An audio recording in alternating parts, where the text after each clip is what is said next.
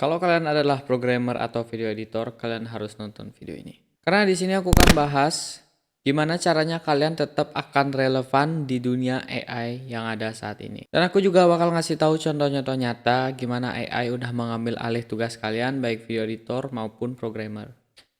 Dan aku akan ngasih tips dan trik gimana kalian bisa tetap relevan dan gak digantikan oleh AI di era AI ini. Oke, sekarang kalian bayangkan di mana dunia ini semuanya udah tergantung pada AI, di mana seorang video editor atau content creator itu udah ngedit videonya pakai satu klik ataupun pakai command prompt sederhana aja.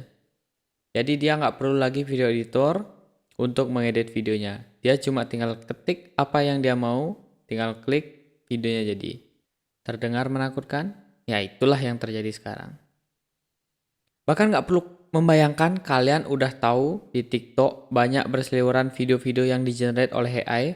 Bahkan dia itu cuma ketik apa yang dia mau bahas topiknya di ChatGPT, terus dia copy and paste semuanya, terus dia voice changer atau voice generator, terus cari video yang satisfying, terus di-combine jadi satu video. Itu faceless channel namanya dan itu di-generate oleh AI semuanya. Jadi ada satu orang yang make AI, anggaplah aku adalah video kreator dari faceless channel. Aku make AI itu untuk buat video yang kayak tadi aku bilang tanpa bantuan video editor.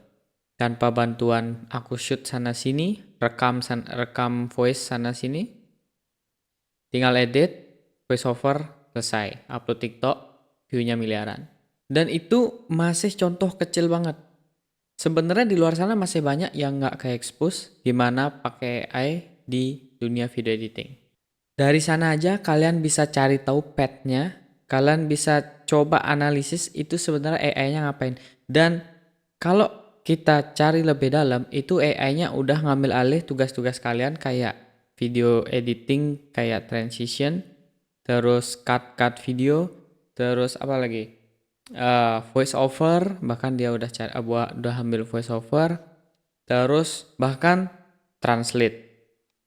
Bahkan yang lebih parah lagi sampai visual effect pun udah ada gitu loh. Bahkan kalau kalian lihat di komputerku, aku nggak ada install visual effect sekarang. Jadi ada cuma Premiere Pro dan itu pun nggak pernah aku pakai. Kayak sekarang udah lebih ke CapCut sih, karena di sana juga ada AI yang bantu transkrip buat subtitle, sama bahkan ada yang backgroundnya diubah jadi kayak beneran gitu, dan sebenarnya itu pakai green screen. Itu udah ada sekarang. Dan kalau kalian pernah nonton YouTube dari tahun 2016, kalian pasti tahu di mana 2016 itu semua YouTuber itu berlomba-lomba buat video visual effect sebagus mungkin. Bahkan aku juga ikut dulu buat video visual effect kayak misalkan transition lah, menghilang atau apa. Itu semuanya terjadi di 2016 dan sekarang di 2024 ini kalian bisa buat itu dengan satu kali klik pakai AI. Jadi kayak yang dulunya aku belajar mati-matian visual effect buat ngedit biar menghilang itu bener-bener butuh waktu sampai 2 jam. Sekarang kalian bisa cuma langsung klik, komen, selesai. Secepat itu AI mendistribusi video editing. Dan dulu kalau kalian misalkan dulu adalah video editor, kalian pasti tahu gimana ngedit subtitle itu sulitnya minta ampun, sulit banget. Bahkan dulu aku sampai ada 2 layar. Dimana layar pertama itu buat teksnya, apa yang dikatakan sama karakter ini. Aku copy, aku paste, aku maju lagi 1 detik, 1 milidetik, aku copy, aku paste. Itu terus sampai bahkan buat terjemahan itu sampai 1 jam, 1 hari. Itu jadi sesulit itu dulu dan sekarang dibantu AI jadi lebih gampang. Jadi kayak kalian tinggal generate, tinggal klik, tunggu di generate langsung jadi, tinggal kalian perbaikin yang kurang-kurang. Karena beberapa kayak CapCut itu kan ada yang kayak miss. Dan itu kalian bisa perbaikin biar jadi hasil yang lebih perfect. Kalau dulu jadi video editor, bahkan dulu aku pernah jual jasaku di Fastwork. Kayaknya kalau sekarang jual entah nggak terlalu. Dulu kalian bisa generate sampai UMR bahkan 3 juta, sampai 4 juta, sampai 5 juta kalian bisa generate dengan video editor. Tapi kalau sekarang kayaknya enggak, kalau skill kalian itu aja. Tapi kalau kalian udah upgrade skill dan dibantu AI, pasti dapat lebih dari itu. Skill yang harus kalian pertajam ya belajar memakai AI. Jangan cuma bisa crop, transition, terus sambung. Ya itu AI juga bisa, itu 1 menit juga bisa gitu loh. Itu nggak butuh orang ngedit lama-lama, cut sambung, cut sambung, cut sambung. Itu AI juga bisa, itu 1 menit juga udah selesai itu. Jadi ngapain bayar orang gitu loh. Skill yang kalian terus pelajari yaitu AI. Kenapa gitu? Karena orang awam itu, anggaplah orang atau editing, dia cuma tahu pakai CapCut, terus video editor, tapi kalian ini video editor beneran, dan kalian tahu gimana cara mengolah AI itu biar jadi hasil maksimal. Itu yang kalian manfaatkan. Bantu orang awam yang nggak tahu caranya ngedit video dan asal-asal pakai edit video dan hasil yang perfect. Bantu itu biar jadi hasil yang lebih sempurna. Gitu. Itu pasti bisa. Karena kalau kita lihat dengan AI itu kita bisa, bahkan editor ataupun aku programming, bisa menyelesaikan tugas itu lebih cepat dengan AI, yang mana biasanya misalkan 1 minggu itu bisa selesai dalam 1 hari. Jadi itu bisa lebih cepat gitu loh dengan AI. Dan kalian bisa kasih klien kalian hasil terbaik dengan waktu yang cepat dan tentu saja pembayaran yang relatif kalian bisa tentukan dan bersaing di pasaran. Kuncinya apa? Itu tips aku tadi. Mix skill kalian editing, konsep kalian, taste kalian ngedit video dengan AI. Itu bakal bener-bener powerful banget. Jadi mix taste kalian ngedit, skill kalian ngedit dengan AI. Powerful. Masalahnya apa? Masalahnya orang-orang sekarang itu kayak skeptis gitu sama AI. Nggak mungkin AI bakal gantiin video editor. AI mah nggak mungkin, ada ngedit video kan. Enggak. AI bakal gantiin kalian kalau kalian nggak bersahabat dengan AI. Itu. Kalian nggak boleh terlalu pede dengan skill kalian. Kalian harus sadari bahwa AI itu memang lebih pintar dari kalian dan kalian harus kerjasama dengan dia. Kerjasama dengan yang lebih pintar. Itu wajib banget. Jadi kalian bisa manfaatin AI untuk video editing kalian lebih powerful, lebih bagus hasilnya. Pakai AI. Jangan kalian skeptis, jangan kalian pede, jangan egois. Tetap harus pakai AI. Di segala pun kerjaan kalian sekarang. AI itu bukan musuh kalian. AI itu teman kalian, partner kalian. Jadi kalian harus sebaik-baiknya dengan AI dan memanfaatkan segala fitur dan keunggulan AI untuk tugas kalian biar lebih cepat dan lebih bagus. Dan kalian harus punya mindset untuk beradaptasi dan berkembang kepada teknologi baru. Entah nanti ada apa lagi, blockchain misalkan, yang bisa entahlah apa nanti. Kalian juga harus tetap beradaptasi dengan blockchain.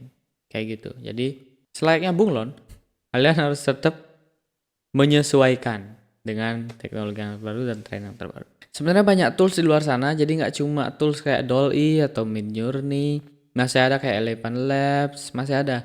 Masih banyak, jadi kalian bisa coba browsing, coba cari-cari fitur apa aja, tools apa aja yang AI yang bisa kalian, yang bisa bantu kalian. Kalau kayak di CapCut itu ada Dream apa ya? Dreamweaver. Dream apa ya? Itu. Jadi itu resminya dari CapCut dan itu bisa kalian pakai juga untuk bantu kalian ngedit. Itu. Selanjutnya programmer. Programmer, bayangkan kalian adalah seorang fresh graduate yang udah kuliah mati-matian selama 4 tahun. Terus kalian naruh lamaran di suatu perusahaan, tapi lamaran kalian ditolak karena yang diterima adalah anak SMK yang jago pakai AI. Sakit nggak? Jelas. Jobless nggak kalian? Jobless, jelas. Bayangin lagi, kalian adalah senior developer. Kalian bangga banget dengan gelar senior developer kalian. Terus kalian udah pindah perusahaan sana sini. Pindah ke luar negeri, pindah ke Indo, pernah ke nasional, pindah sana sini. Tiap tahun pindah perusahaan, tiap tahun lagi pindah perusahaan. Nggak pernah bener di satu perusahaan aja. Pada akhirnya, kalian nggak dapat kerjaan lagi. Karena kalau kita lihat sekarang, kerjaan-kerjaan sekarang itu ada usia maksimalnya, pertama. Kedua, mereka lebih pilih fresh graduate yang bisa pakai AI, yang dimana speed kerjanya juga sama cepatnya kayak kalian, beda di experience aja, dan dia dibayar lebih murah daripada kalian. Jobless nggak kalian? Jelas jobless. Udah tua mau cari kerja apa lagi? Yaitu karena kalian nggak mau adaptasi dengan AI. Jadi AI itu jahat apa baik? Ya buat si senior developer jahat, jelas. Tapi buat si fresh graduate baik banget, jelas. Paham nggak sampai sini? Jadi AI itu bisa jadi teman kalian, bisa jadi musuh kalian, tergantung kalian manfaatin kayak gimana, tergantung kalian pakai kayak gimana. Karena John D. Rockefeller pernah bilang, if you cannot beat them, join them. Artinya kalau kalian nggak bisa mengalahkan mereka, ikuti mereka. Jadi kalian harus siap untuk join dan pakai ChatGPT, nggak ChatGPT aja sih. Jadi ya kalau kalian nggak mau join AI, nggak mau pakai AI, ya kalian dibantai pasti dibantai. Kuliah IT lama-lama 4 tahun, bahkan ada yang sampai 5 tahun, bahkan ada yang sampai 6 tahun. Tapi setelah lulus dibantai sama AI. Rugi nggak kuliah kalian? Rugi, cuma kuliah pulang. Kuliah nggak dengerin apa? Ke kantin. Kuliah nggak dengerin apa? Ke kantin. Kalian harus sadari bahwa kalian nggak bisa mengalahkan AI, tapi kalian bisa memanfaatkan AI. Dia itu bisa diperintah, AI itu bisa diperintah, dan AI tidak bisa memerintah kalian sejauh ini. Jadi kalian bisa menggunakan AI buat jadi anak buah kalian, asisten kalian, ataupun partner kalian berpikir. Karena sekarang kalau kita lihat AI udah bisa ngambil tugas kayak debugging, testing, dan refactoring itu juga udah bisa. Kalian copy paste kode kalian minta untuk refactoring biar jadi kode yang lebih clean, bisa. Kalian copy code kalian coba tanya ini code yang udah benar apa belum. Dia bakal ngasih result udah benar atau belum. Contohnya kalian bisa pakai selain ChatGPT, kalian bisa pakai GitHub Copilot. Kalian di saat ngoding itu nanti akan ada saran coding yang disaranin sama Copilot, dan sometimes itu benar-benar akurat.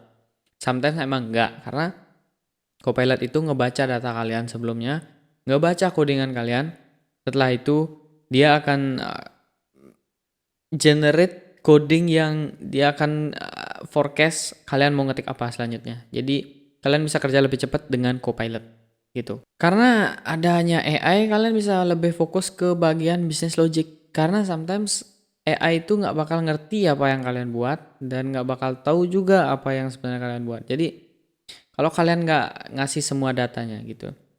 Jadi kalian bisa fokus ke business logicnya, kalian kembangin business logicnya kayak gimana, untuk codingnya biar dibantu AI jadi lebih cepat kerjanya.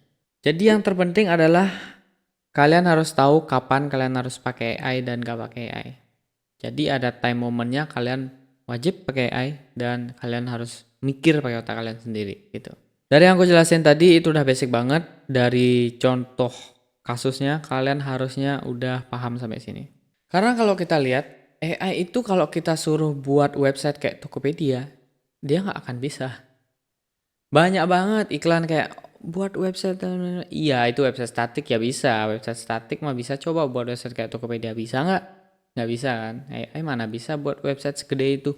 Mikirin bisnis logiknya gimana, shippingnya gimana, terus trial errornya gimana, terus ada in case ada refund segala macam, ada cancellation bla bla bla transaction, mana bisa. Ya yang iklan-iklan kelewat di FYP kalian atau di Instagram kalian, ya itu iklan-iklan buat website statik, ya itu ya bisa, itu juga AI suruh bisa, tapi desainnya kadang-kadang juga ada yang jelek juga, ada yang meleset juga gitu. Nggak bisa buat website se-advance itu untuk sekarang. Jadi perlu tetap pemikiran dari manusia, business logic segala macam tetap perlu dari manusia.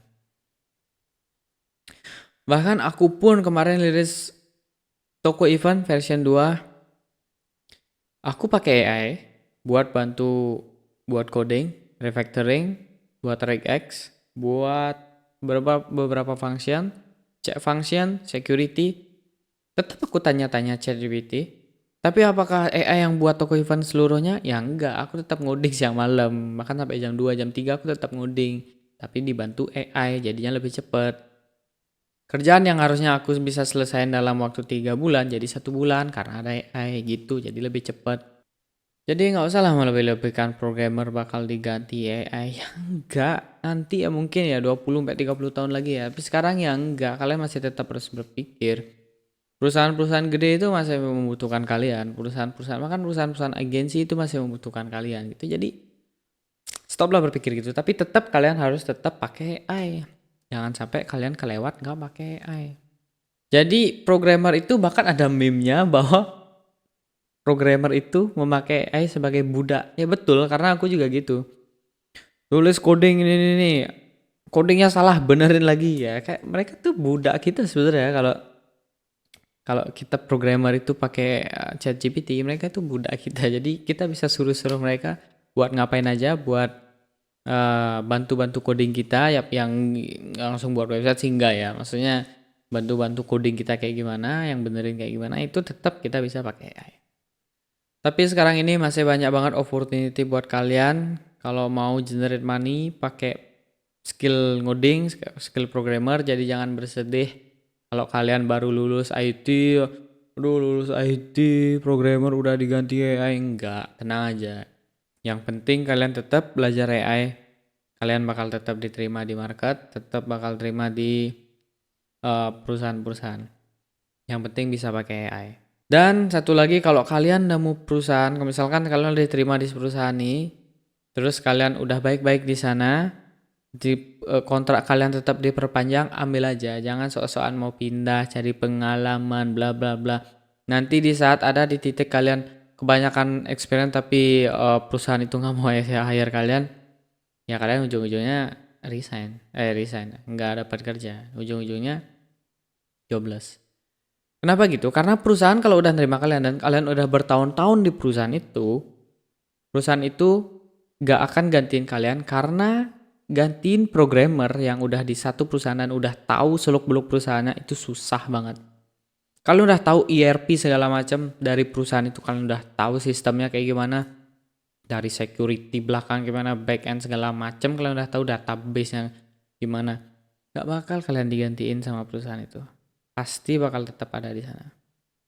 Karena susah banget ganti-gantiin orang, apalagi skillnya on demand kayak programmer.